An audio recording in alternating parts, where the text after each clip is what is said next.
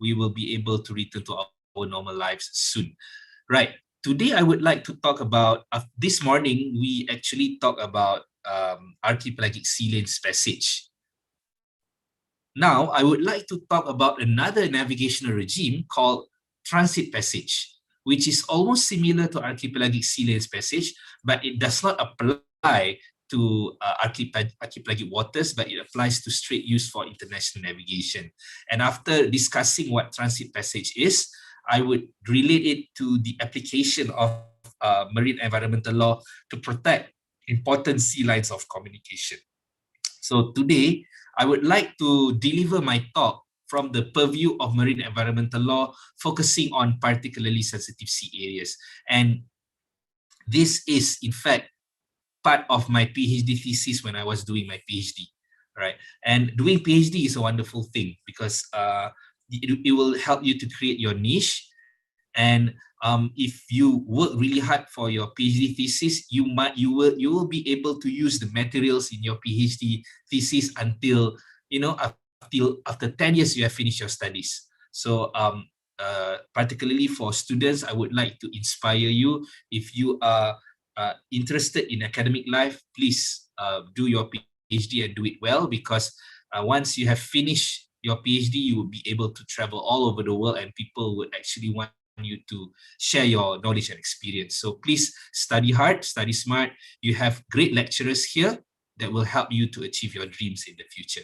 So going back to what we are dealing with today, the title of my presentation is Protection of the Marine Environment on Particularly Sensitive Sea Areas. Okay, we are living in this region. That's why we share a lot of culture. We share the same language, even though the Indonesian and Malay language have differences in terms of the accent, and in terms of some words are not similar, but we are able to understand each other, if not totally, but we can still able to understand each other. Unless if you speak Javanese with me, I will only know Monggo or Matur Nuwun. But if you speak Indonesian, obviously I would be able to understand you. And one thing for sure, if you have listened to my lecture a couple of days ago, I've talked about maritime civilization that have emerged in this region, all because of we are located close to the Strait of Malacca. Okay, Strait of Malacca. And I think I've shared to you this slide a couple of days ago or yesterday, that because of the trade going through the Strait of Malacca and the fact that we are located in between two larger civilization, Indian civilization and Chinese civilization, many kingdoms emerged here because of trading through the sea. And Sriwijaya was one of the thalassocratic kingdom that managed to control sea trade and became really rich because of trading activities, followed by Majapahit, and finally the Sultanate of Malacca. Right? All these kingdoms emerged before the arrival of the Europeans, and we can safely say that the Strait of Malacca, Selat Malacca, was responsible for the emergence of civilization in the Malay archipelago. And Strait of Malacca was also responsible for colonization of the Malay world, colonization of the Indonesia and Malaysia, right? And okay, why did the Europeans come to this region? They came to this region for one thing, for trading purposes, and because they wanted spice. If you look at the world today, the most sought after commodity is obviously petroleum. Okay, Malaysian and Indonesians would really be angry if the government increased petrol prices here. I remember there was one time the petrol price in Malaysia was increased by 50%. The whole nation went crazy. And I've also seen videos on YouTube where a number of Indonesians got mad because of the increasing price of petrol. Right. So that was how spice were important to the European traders at that time. It is like petroleum today. And that was the reason why they came to our region. And after that came the Dutch and the British. and they came here because they want to gain dominance of the important maritime route here, which is the Strait of Malacca. Before the opening of the Suez Canal, usually traders would use Sunda Strait. But after the Suez Canal has been opened in the 19th century, the Strait of Malacca became more and more important for trading purposes, connecting Asian countries and European countries. If you look at the news that came out on the internet a couple of weeks ago, when the ship Ever Given got stuck in the middle of Suez Canal, it made the world turn crazy, because shipping is really important for the well-being of the world economy. And if shipping route got stuck, then the whole world will suffer, because the cost of shipping will increase. When shipping costs increases, then so as the items that will be sold to end users. We are the end users. So the Strait of Malacca here is important for international shipping activities in order to ensure that everyone would be able to get the items that they want to buy at the market. Okay, right. The Strait obviously are two important sea lines of communication on the planet.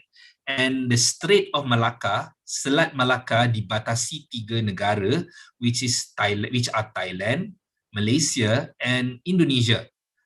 And the Strait of Malacca, the Selat Malacca bergabung sama Selat Singapura di selatan. It combined with the Strait of Singapore in the south, and the Strait of Singapore here is bordered by Malaysia. This is the state of Johor in Malaysia, Singapore, and Kepri, Pulau Batam, Pulau Bintan, Pulau Karimun.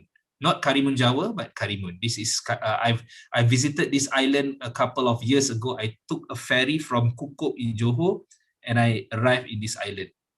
And at night, we can see the glittering lights of Singapore from these islands. This is an island that is good. It has some of the nice beaches in Kepri and in Kepri. Sorry. Okay, so when we talk about the Strait of Malacca, we realize that it is a strait used for international navigation. If archipelagic waters is governed by Part 4 of the Law of the Sea Convention, straits used for international navigation is governed by Part 3. Part ketiga Law of the Sea Convention. All right. So before Law of the Sea Convention, or LOSC, came into force in 1994, states were allowed to claim only 3 nautical miles territorial sea. Why 3 nautical miles? The claim of 3 nautical miles territorial sea goes back to the Cannon Shot Rule. During the time of the Dutch and the British colonization time, international law dictates that, okay, if a nation shoots a cannon towards the sea, where the cannonball falls into the sea will indicate your territorial sea. So the technology at that time indicated that cannon can travel up to 3 nautical miles before it falls into the sea. So that's why the traditional rule of claiming territorial sea was only 3 nautical miles, 3 batu nautika, right? And if we apply that rule now, I guess the only country that can claim the whole world would be US and China, because I believe they have cannons that can go around the world without stopping.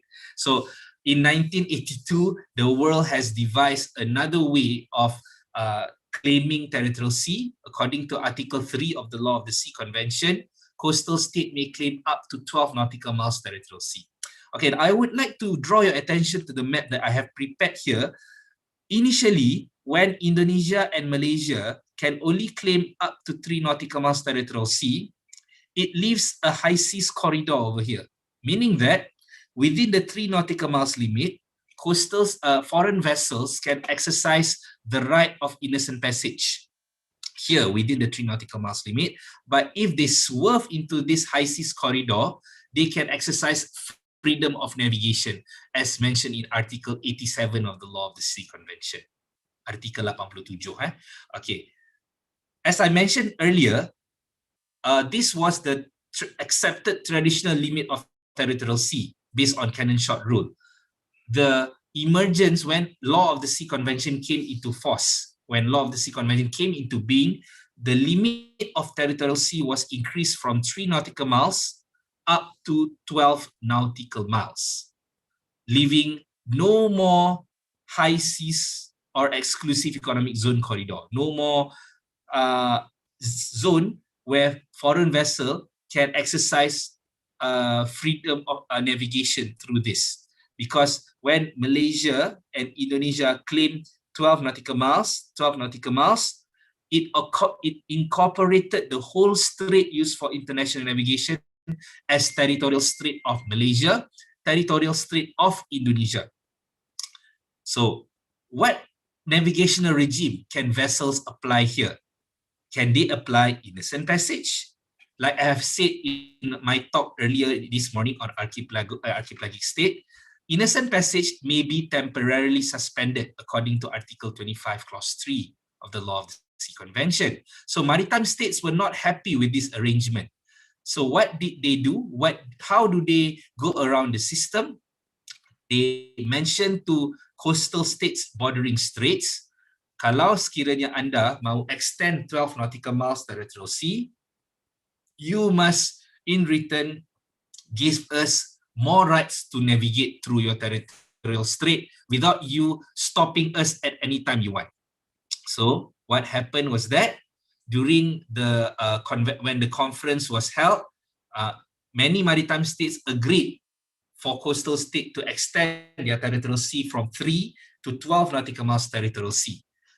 But there must be something in return for maritime to be given to maritime states. They wanted the application of transit passage, the straits used for international navigation, in exchange of the extension of the territorial sea claims from 3 nautical miles to 12 nautical miles. So what is the feature? What are the features of transit passage?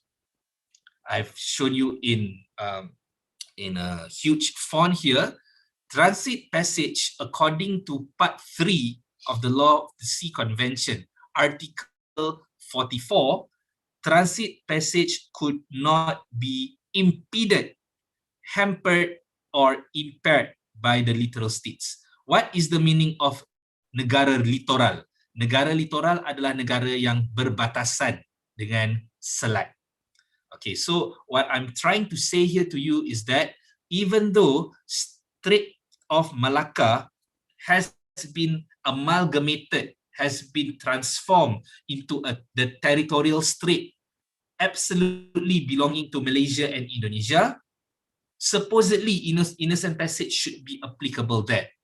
But maritime states were not happy with this. So they said to the littoral states, if you want to extend your territorial sea from 3 to 12, you have to accept transit passage regime. So just like archipelagic sea lanes passage, transit passage could not be hampered. Meaning that even though the Strait of Malacca is a territorial sea for Malaysia and Indonesia, foreign vessels, they can have the right to exercise transit passage, and Malaysia and Indonesia cannot stop the passage of vessels going through Strait of Malacca, cannot stop the passage of foreign vessels sailing through the Strait of Malacca by virtue of this arrangement. Okay, Malaysia and Indonesia are two member states of Law of the Sea Convention, so these two states have to respect the application of transit passage. And as a result of that, in 2013, 15.2 million barrels of oil passed the Strait of Malacca, carrying 30% of world's oil shipment, second after Strait of Hormuz. And mind you that even though this data was in 2013, and recently I checked, in 2018, Strait of Malacca still carries 30% of world's oil shipment. 1/3 daripada produk petroleum dunia diangkut melewati Selat Malacca. Okay, and because foreign vessels have free transit through the strait, the number of ships that have been navigating through the Strait of Malacca has been increasing every year, because it is the shortest route connecting Middle East and Far Eastern countries. This is the map that I've showed to you earlier when I was talking about archipelagic strait. So if Strait of Malacca was not be made applicable, they have to go around Australia, and the navigational distance will be double. This will not be good for the world economy. And this is the data compiled by Marine Department of Peninsular Malaysia. As you can see, from 2000 up to 2016, the number of vessels passing through the Strait of Malacca have been increasing quite dramatically. All right. So maybe most probably, even though we have COVID-19 pandemic at the moment, all right, it will obviously affect flights. If you open up flight radar or anything like that, you would realize that ruang angkasa, ruang udara Malaysia dan Indonesia sekarang sepi daripada pesawat, because not many passenger wants to go and travel at the moment. But this is not the case for international maritime traffic. Despite COVID-19, international trade still going on. So therefore, the number of ships going to the strait will continue each and every year despite COVID-19 pandemic, despite walaupun berlakunya pandemi sekarang ini. Okay, so this is the photo that I took back in 2008 of vessel transiting the Strait of Malacca. I visited this place last year. It looks the same. So there are many vessels passing through the Strait of Malacca in Tanjung Piai. Where Tanjung Piai is located? It is located very close to Singapore. It is located very close to Singapore, there, over here. Right. And because you have to remember that the strait has a heavy density of shipping traffic. You can look at the data here. The Strait of Malacca and Singapore are two of the busiest waterways in the world, came second only to Dover Strait in the English Channel. So selat yang paling sibuk di dunia adalah di Dover Strait, dan nomor 2 yang paling macet adalah di Selat Malacca. Right. And the most busiest stretch with shipping traffic in the Strait of Malacca is between One Fathom Bank, atau nama Melayunya Permatang Sedepar, all the way to Mercusuar Horsburgh di Singapore, di Pedra Branca. And in this area, traffic separation scheme is applicable, and traffic separation scheme has indicated the maritime route going to the east, and also maritime route going to the west. This is the busiest and most congested stretch in the Strait of Malacca for maritime navigation. And you have to realize too, despite the ongoing traffic going west, going east and going to the west, there are also criss-crossing ferry traffic between Malaysia and Indonesia, particularly before COVID-19 pandemic. I think there are no more criss-crossing traffic at the moment because Malaysia and Indonesia has closed their immigration checkpoint, not allowing foreigners to come into the territories of each other, right? And what happens, the Strait of Malacca is really constricted, it's really narrow, sangat sempit and sangat macet, sangat sempit dan sangat sibuk. So when the strait is really narrow, okay, and very congested, and Malaysia and Indonesia could not stop foreign vessels from sailing through the strait because of the application of transit passage, maritime accidents might happen like this, like the one I'm showing you on this picture. And once maritime accident happens, undoubtedly oil spill will take place. So when oil spill takes place, when the oil slick reaches coastal area, it will affect the pristine beaches that are located along the coast of Sumatra, along the coast of Peninsular Malaysia, as well as Singapore. There was a case back in 1995, the collision between two ships in the Strait of Singapore, and it has caused the spill of oil into the Strait of Singapore.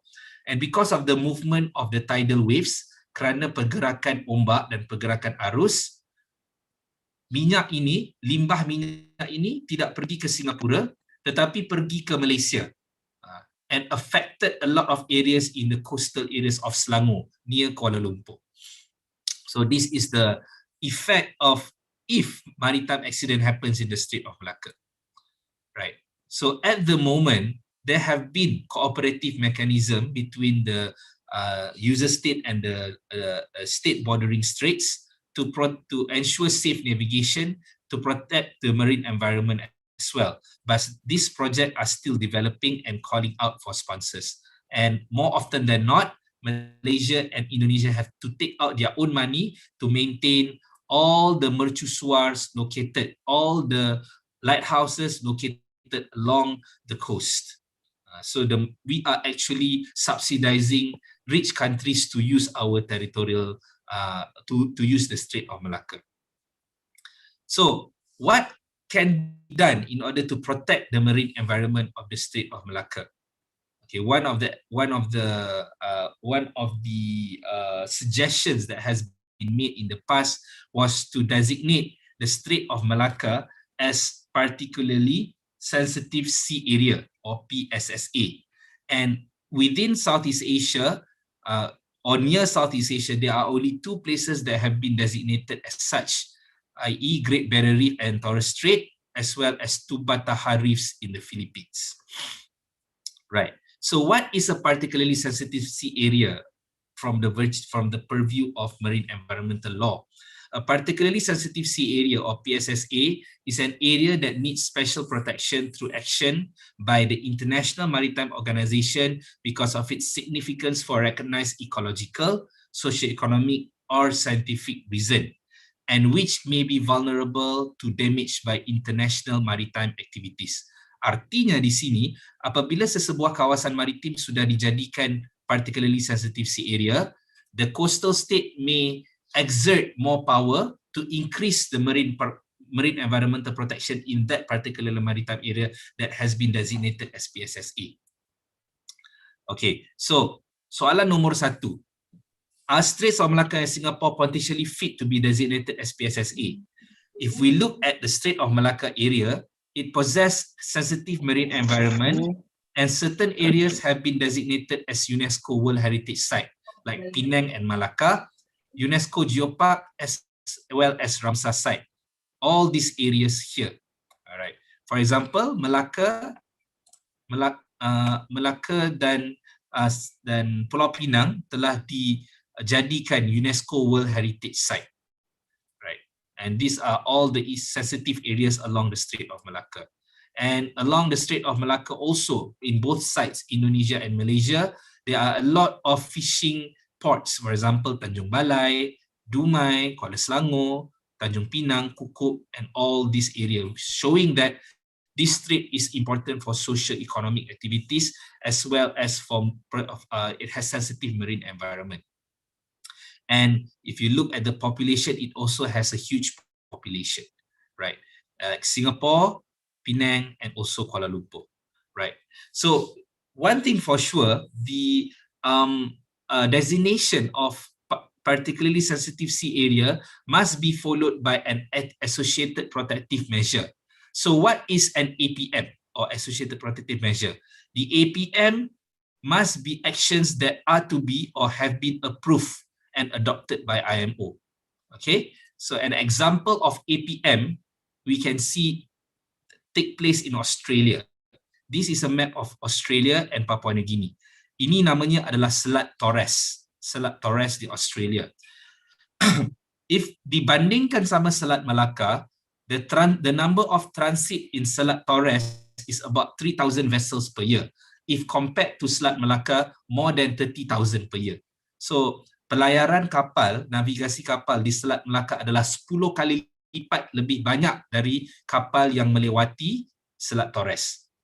But we have to remember that Selat Torres is located near Great Barrier Reef, so it has a lot of sensitive maritime area.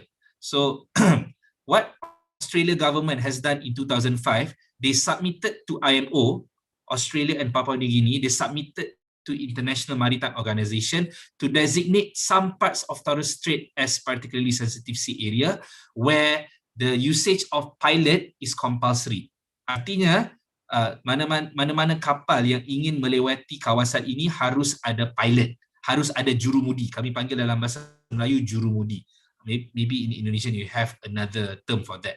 So there are two routes to go through Torres Strait. First is inner route, and second is outer route. Inner route is you will take inner route if you want to go to ports within Australia, like Brisbane, Sydney, or Queenstown, or something like that, or Cairns. But if you want to go to Fiji, Vanuatu, or New Zealand, you have to use this outer route. So particularly sensitive sea area is designated in this particular area, okay, where compulsory pilotage is applicable, and all vessels that wants to sail through this area must employ a pilot. Okay, so what happens if you do not employ a pilot? Nothing will happen to you if you do not do that. But if you do not employ a pilot, there is a recording system here to record that you have failed to take in a pilot. The next time your ship docks into Australian port, you will be penalized, akan didenda. So this is how Australia has implemented the usage of particularly sensitive sea area with compulsory pilotage as its associated protective measure. All right. So now I'm reaching the end of my presentation. What if Malaysia or Indonesia follows the same way to designate the Strait of Malacca as PSSA? Okay, there are two possible political scenario. Number one is many countries would oppose it as it is against the spirit of the LOSC on free navigation and definitely increases shipping costs if we follow the Australian way. Because when you employ pilot, it's not cheap. You have to pay about 4,000 or 5,000 Australian dollars to employ the pilot. But coastal state like Malaysia and Indonesia may rebut this argument by saying that this measure is to protect and preserve the well-being of the marine environment of critical maritime choke points, particularly the Strait of Malacca and Singapore. Right. So at the moment, Malaysia has initially proposed to the IMO to designate this part near Singapore as PSSA. However, this application has to be done with Indonesia because Malaysia and Indonesia share the Strait of Malacca. Nevertheless, Indonesia did not agree with Malaysia's submission to the IMO. As you can see on this note here, Indonesia tolak usul Malaysia beri perlindungan khusus pada wilayah sengketa karena mahu batas wilayah Pulau Kukup dan Tanjung Piai berbatasan langsung dengan Pulau Riau diselesaikan dahulu. Because Indonesia said we have overlapping maritime claims in that area, we need to settle that first before we move on to the designation of PSSA. So let's say if there is no, if Strait of Malacca is being closed to maritime traffic, are there any alternative routes the world can use? Number one is obviously Indonesian archipelagic waters, which is not really economical because navigation through these waters are quite far, and when it's far, it's going to be expensive. Second is to navigate through the Northeast Arctic Passage indicated by the orange line, but this passage is still not entirely viable because it's icy, especially in winter. And the other one is to build a canal through the Thai Isthmus over here. But building of this canal has been scrapped off by the Thai government. The Thai government right now has planned to build land bridge towards across the isthmus. And if the canal is to be built, it will look like Panama Canal, I guess. So in conclusion, increasing shipping traffic will affect the marine environment, particularly the issue that I'm discussing now, which is the marine environment of the Strait of Malacca. It is true that the implementation of PSSA would be controversial. And this is has been proven when Malaysia wanted to propose PSSA to be done in Kukup near Singapore. It has been opposed by Indonesia because Indonesia wants Malaysia and Indonesia to settle maritime dispute first, overlapping maritime dispute. However, we have to realize that the number of shipping traffic going to the Straits are increasing every year. And we should not wait until huge maritime accident to take place for us to take action. So for now, it's best for us to keep safety, to ensure that safe navigation is guaranteed in the Strait of Malacca. But I hope in the future, both nations would consider the plan to designate the Strait of Malacca and Singapore as PSSA for us to better protect the marine environment of our strait. So with that, I would like to say thank you. Terima kasih, matur nuwun. And if you have any questions with regards to the protection of marine environment, I'm very happy to address to those questions or inquiries. I'm passing the floor back to Pak Doni. Thank you very much. Okay, thank you very much, Dr. Hasmi, for the systemic lecture from the international strait for international trading and the transit passage, and you also said about how many vessels always through the international strait, and then what the effect for the marine environmental. Okay, for the students, maybe you have a question for Dr. Hasmi. You also can also ask your question in Indonesia if you confuse or if you enggak pede untuk berbicara bahasa Inggris, silakan, enggak apa-apa, disampaikan dengan bahasa Indonesia karena Dr. Hasmi juga memahami bahasa Indonesia. Jadi silahkan kalau ada yang ingin ditanyakan dari mahasiswa terkait dengan topik yang baru saja disampaikan oleh Dr. Hasmi. Yes, we know that the topic is not our everyday topic. Yes, it's not our everyday topic. Maybe it's not too popular, but it doesn't mean that if something is not popular, then it's not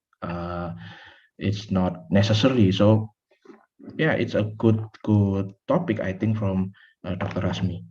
Oh yes, we have one question here from M. Dava Alfandi. Assalamualaikum, I'm Muhammad Dava Alfandi. As we know, after serving the global shipping industry for years, ships lose seaworthiness and in the interest of safety must be taken out of the fleet. Recycling of ship component is one of the options for these vessels. Recycling of ships is a flourishing industry in the developing world. However, some components of ships could be hazardous to the environment. Then, what preventive measures should be made that the recycling process of marine vessels still pays attention to environmental perspective? So the question is from M. Dava Alfandi. Dr. Hasmi, please. All right. Thank you very much, Dava. This is a very difficult question, but I will try to address them based on what I know. I agree with you. Some ships, after a while, they will lose their seaworthiness. Just like cars that you drive, after a while, it will no longer suitable to be used to transport you from one place to another. So this also applies to ships, particularly if the ship is not being maintained well. And if I'm not mistaken, there is a huge ship graveyard in Bangladesh. Certain countries, they particularly poorer countries, would take in old ships, and the ships would be left to be stranded there, and they would receive some form of payments in order to allow the ships to be left stranded in countries like Bangladesh. If you open up YouTube or you just Google up, you would realize that in Bangladesh there is an area where old dilapidating ships are being left to rot. Okay, right. And in my opinion, how do we make sure that recycling of ships components could be better managed? We have to realize that shipping companies, many shipping companies, not only shipping companies, all companies in the world, they they would want to get profits. They would want to maximize profits. And if possible, they would not want to spend much on on protecting the marine environment. I'm not saying all companies, but I'm saying logically, most companies out there, they would want to make sure they can get as much profit as they could. This is the reason why some ships are being sent to other countries with certain payment so that they would have to pay to make sure that the ship components are properly recycled. So first things first, I think the best way in order to make sure that the recycling of ship components, particularly ships that have lost seaworthiness, it needs the cooperation of all parties, not only ship companies, but countries that are involved in dealing with all dilapidating ships, as well as the involvement of other competent organizations like International Maritime Organization. I am not really sure if there are international conventions on this. I might be wrong, but let's say if there are no international conventions governing this, the world should have certain laws, particularly in dealing with all dilapidating ships, so that if there is no proper disposal method, the rust from the ship would obviously pollute the waters. You can just watch the video of what happened in Bangladesh. So in my response to your question, I think the best way to recycle or to dispose old ships is to have a proper law on that. I think there are laws. I might be wrong. If the law is already there, better cooperation between international organizations like IMO, the states concerned, the states where ships have been left to be disposed, should also take action and also cooperate with shipping companies. All these three parties must cooperate together in order to ensure proper disposal of ships could be done without endangering the marine environment. Okay, that is my response to your question. So I see a lot of questions here. I'm enjoying this. Okay, I think I have answered Dafa's question. Thank you so much, Dafa. I would like to now go to the second question by Mr. Muhammad Risto, yes. Assalamualaikum, Dr. Hazmi. I'm Risto from Brawijaya. If the Thai Canal is already built, is it going to affect the economic value of Malacca Strait? This is a very interesting question. Okay, very, very interesting question. The first question was difficult. Okay, I find it difficult and interesting.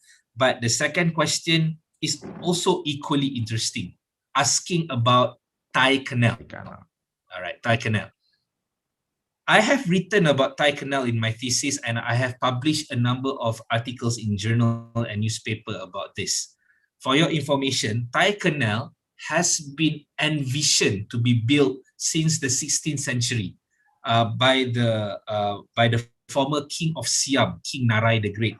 At that time, a French engineer came to Siam and met with the king, saying that there was a proposal to build a canal connecting the Indian Ocean all the way across this canal to the South China Sea.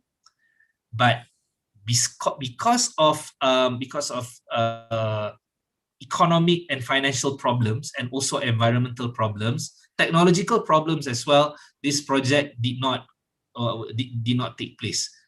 I don't think Siam alone, or today Thailand, has the capacity to build the canal without the help of other nations.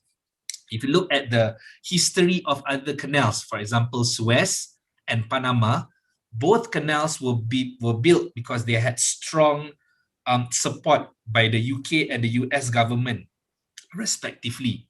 The construction of the Suez Canal received strong support by the UK government, and the construction of the Panama Canal was strongly supported by the US government. And even if they received strong support by these governments, the construction of the canals, Suez and Panama canals, have taken years, and it has swallowed up billions of dollars, billions, if not millions of dollars. So the only superpower that might have interest to build Thai Canal would be China. But then again, right now, we are suffering from COVID-19, and it is the attention of the world right now is to combat this virus. And as economies are regressing and contracting, I do not know whether China is going to continue its support on the Kra Canal, because the last time I read, instead of building a canal, they are now building a land bridge. And for your information, namanya jembatan darat. Jembatan darat ni artinya, okay, a ship will come to the west coast of Thailand and dock at its port, and by using the land bridge, the Thai government will build a huge road connecting one part of the coast to another coastal area. Okay, the ship will come and dock there and transfer all the materials, all the items to be transported into a big trucks, tankers, and lorries. All these lorries will use this land bridge to go to the other side, and then all these items will be transferred to another vessel waiting on the other side. So this is what the Thai government is planning to do right now, because the construction of such canal may be very expensive. So now I would like to go back to whether or not, if let's say the canal is built, how would it affect the Strait of Malacca? Based on my readings, okay, most container ships would not want to use the Kra Canal. Because why? Because if they use the Kra Canal, they would have to slow down in terms of their navigational speed. And if they use the Strait of Malacca, they can sail using their normal speed.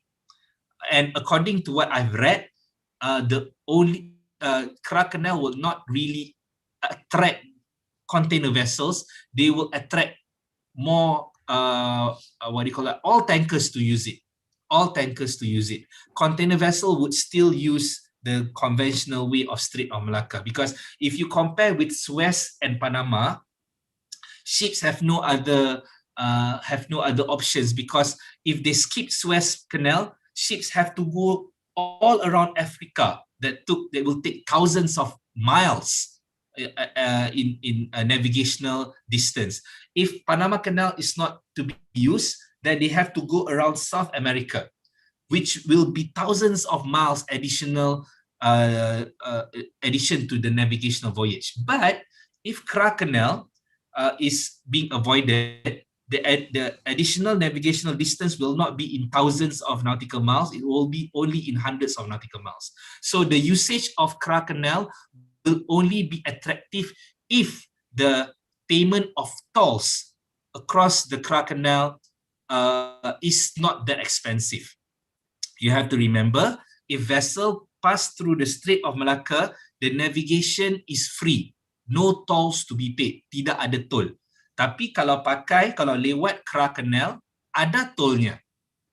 Dan kalau seandainya kapal-kapal cuba mengelak menghindar Kra Canal dan melewati Selat Malacca, pertambahan jaraknya tidak terlalu besar, tidak terlalu berat jika dibanding sama Suez atau Panama.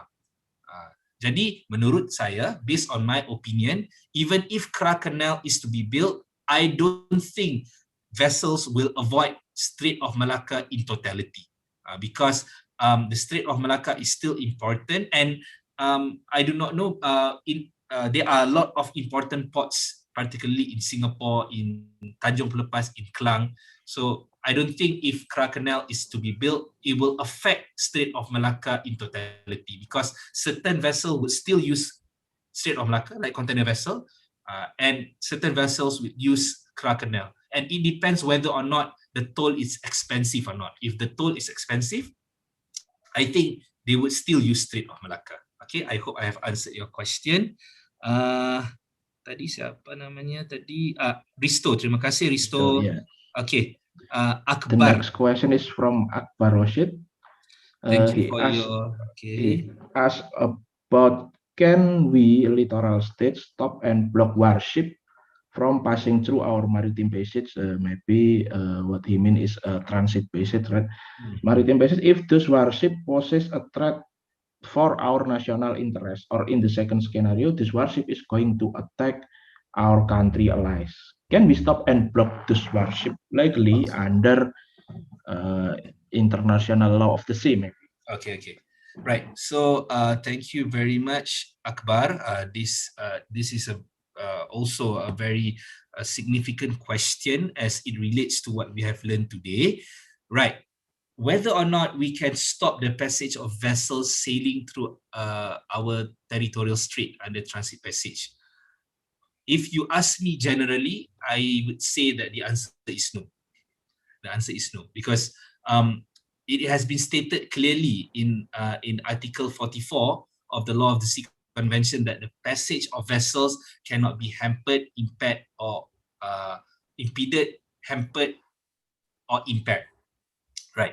But you have to remember, if let's say the passage of such a naval vessel is would cause problems in terms to the security of the coastal state, that coastal state could always lodge a diplomatic protest to what has been done.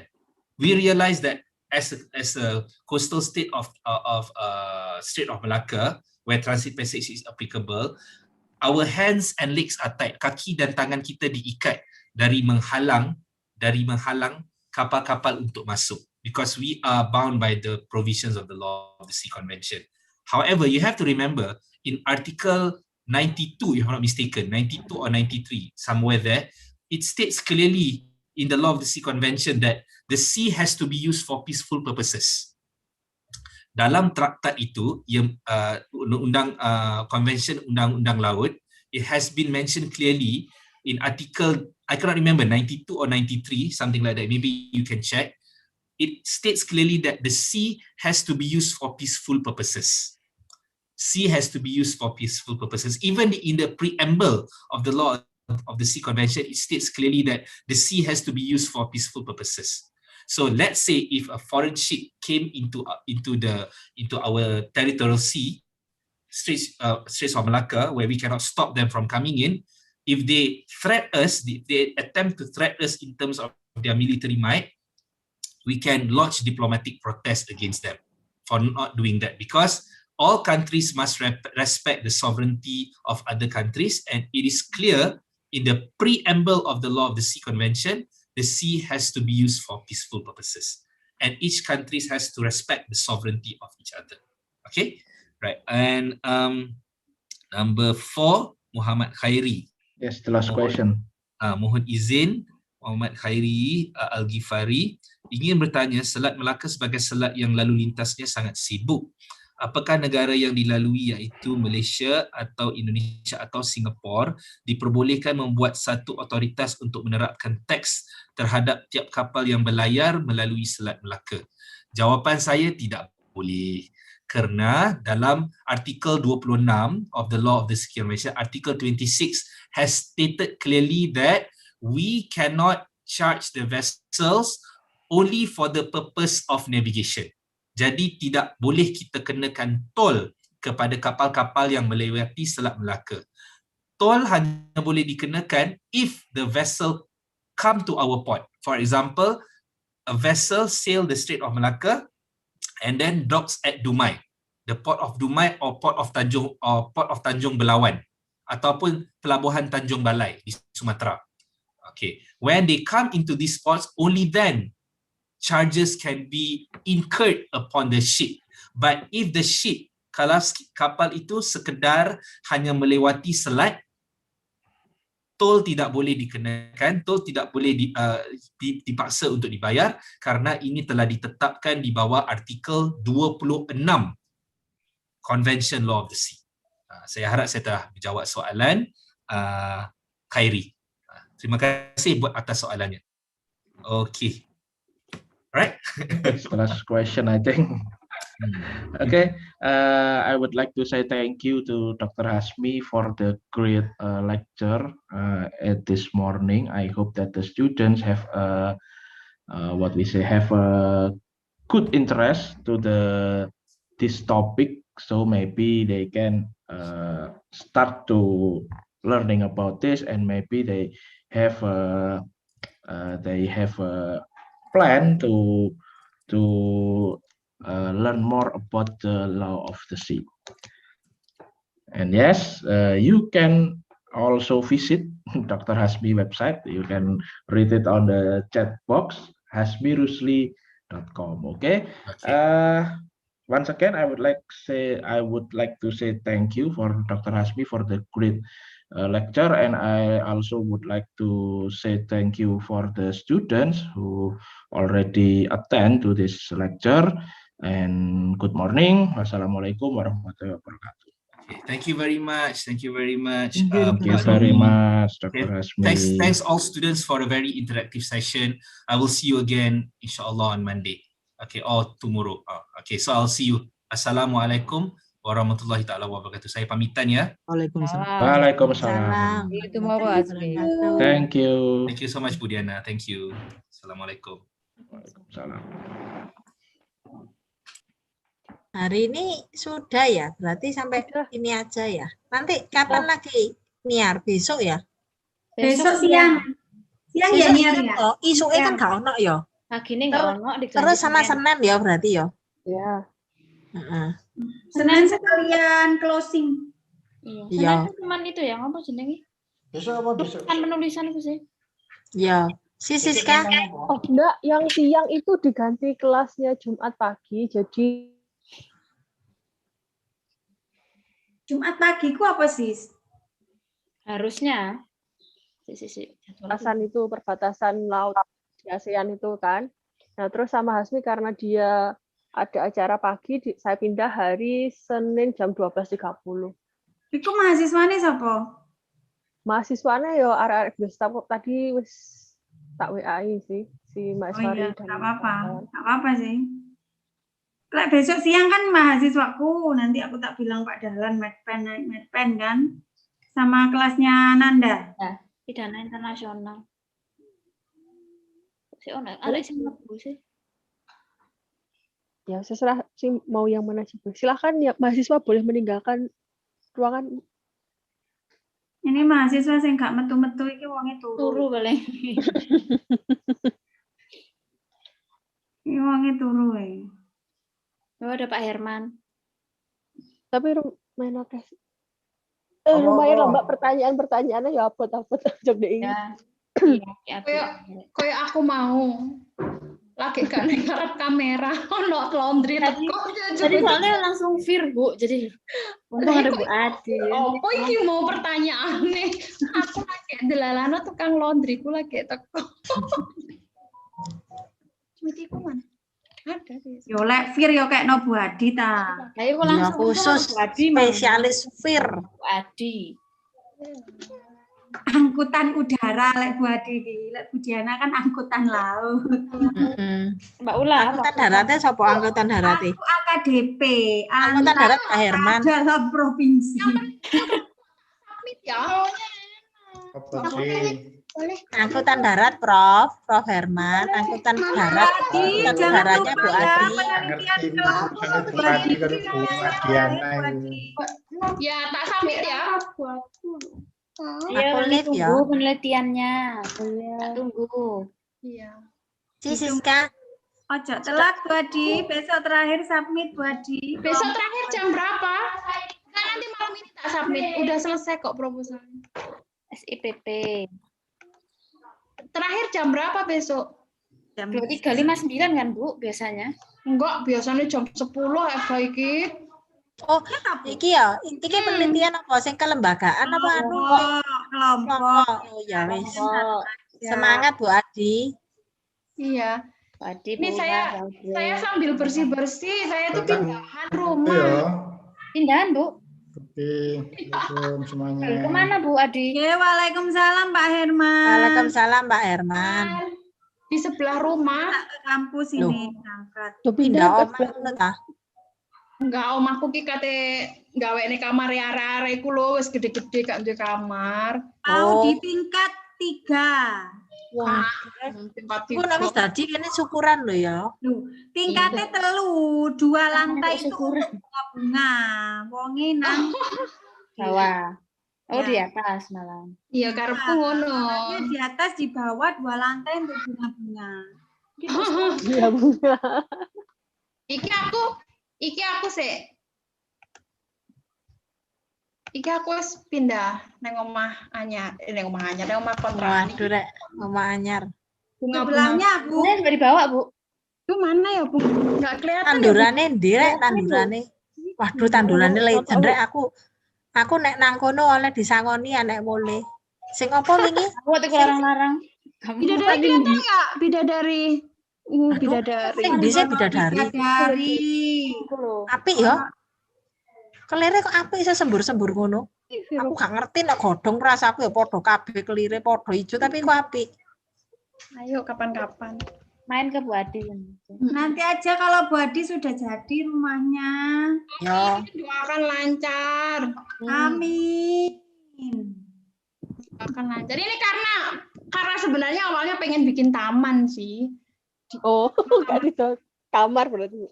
Oh, awalnya taman, tapi mari baru diakuisisi dari kamar. Tamanku malah dibagi cuwili lho lah, ya apa sedeng kembangku. Oh, digawekno iku lho, Mbak, digawekno sing bersusun niku lho tamane. Kan juga Vertikal apa vertikal garden? Vertical garden niku lho, iso dicantoli akeh iku. Bu, dikasih dek, Bu. Dari besi-besi Ya. lho, Bu. Bagus, Bu. Dikei dek, digawe vertical garden iso dadi akeh. Iku mahasiswanya live ya. Iki turu ta ya apa iki Turu arane? iki gak Iki umur arek. mahasiswa turu iki. Tak tokno iso ya saiki. Tak tokno ya. Iya wis. Celukan dhisik. Saya tak celuki gantian. Tasya, Ali Akbar. Kandane turu. Nah, Dian turu ta. Margaret, Oh, no. Oma yang hening, Diva, kono kabeh, Andika, Nurul Inayah. Alif Rahman, DKI headset ditinggal. pancet ta ya arek. Pawas, gak ono Dre. Lancen kono arek. Iki dicoreti kabeh ae. Tak ilangi ya. Iya, Mbak. Endi sih? Primo. Sis Siska, aku wis ngirim link Zoom ya, Sis. Ya, oke, C. Sama ya. budal kampus ya. Dadah. Ya wis budal lo. Ya, salam. Salam wis ya, aku live ya. Ayo, assalamualaikum. Ya, Waalaikumsalam. salam.